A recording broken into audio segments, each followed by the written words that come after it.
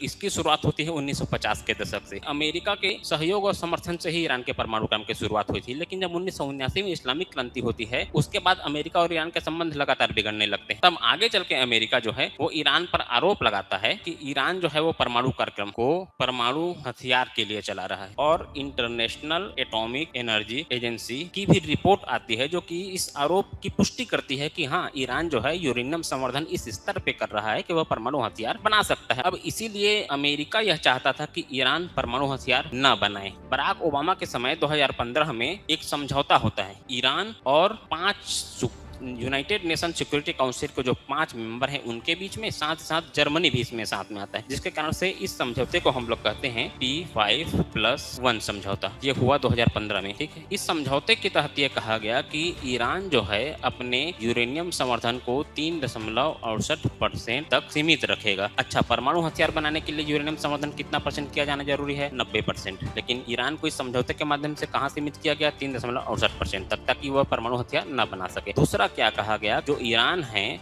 वह अपने जो भी परमाणु संसाधन है उसका 98% जो है वो नष्ट कर देगा, ठीक है। बदले में अमेरिका ने कहा कि जो हमने आर्थिक प्रतिबंध ईरान पर लगाए हुए हैं उन आर्थिक प्रतिबंधों में हम छूट देंगे, ताकि आप जो अपना तेल है वो बाजार में बेच सकें और बेच के अपने आर्थिक पुनरुद्धार कार्यक्रम को निरंतर जारी कर सकें। लेकिन होता क्या है, अब आते हैं 2016 में ट्रंप की सरकार, जो कि 2018 में इस समझौते को रद्द कर देते हैं, क्योंकि उनको लगता है कि ये समझौता इतना कमजोर है कि वह ईरान को परमाणु हथियार बनाने से रोकने में विफल रहा है। इसीलिए अमेरिका 2018 में ट्रंप के नेतृत्व में इस समझौते को रद्द कर देते हैं। अब चूंकि यह समझौता रद्द हो गया, ईरान इसीलिए स्वतंत्र हो गया परमाणु हथियार बनाने के लिए। फिर आगे चलकर अभी क्या होता है, अक्टूबर 2025 में ये समझौता पूरी तरह से समाप्त हो गया। इसलिए अब ईरान पर कोई भी इस तरह का समझौता आरोपित नहीं होता है। तो ये तो हो गया परमाणु प्रोग्राम का मसला। यही कारण है कि ईरान के परमाणु कार्यक्रम को लेकर अमेरिका, इजराइल और ईरान के बीच में लगातार तनाव बढ़ते ही गया।